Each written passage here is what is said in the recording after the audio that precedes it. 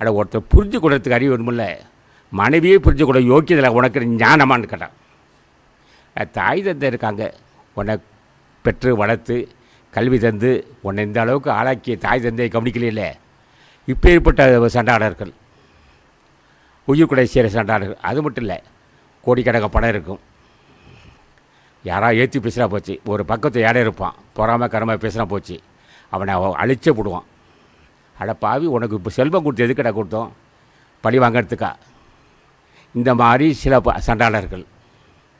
ஆக ஒவ்வொரு செயலும் தன்னுடைய ஏட்டா எந்த வாய்ப்பு வந்துச்சுருக்கேன், ஏதோ கொடைக்கட்டு வந்துச்சுட்டான்.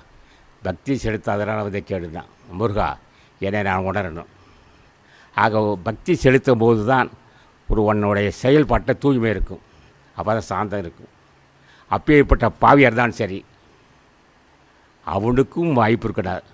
லபிக்கவொன்று சொல்லுகிறேன் ஆத்தாளே நந்தி திருமூலரையும், லபிக்க காலாங்கியும் ஆத்தாளே நாதாந்த போகரையும், சக்தி சிதம்பரம் ஆத்தாளே சட்டமுனி பூச்சி செய்வாய், உத்தம கொங்கடரை ஆத்தாளே உசிதமாய் பூச்சி செய்வார், கரூரா ஆனந்த ஆத்தாளே கண்டுபிடி தெரிந்தோர், ஒரு நெறிய இவர்களை ஆத்தாளை உண்மையுடன் பூச்சி செய்தால் சண்டாளான் ஆனாலும் ஆத்தாளை தாண்டுவேன்.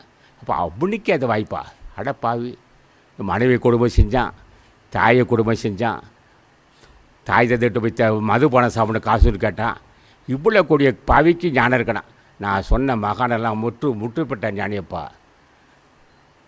நந்தீசன், தீர்மூலதேவன், காலாங்கிநாதன், போக மகரிஷி, கரூர் முனிவர், கொங்கண மகர்ஷி, சுந்தரானந்தர் எல்லாம் முதுபெற ஞானிகள்.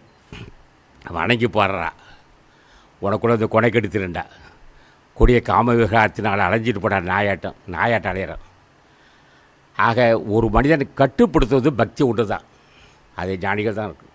அப்போ ஞானிகளை வணங்கணும்.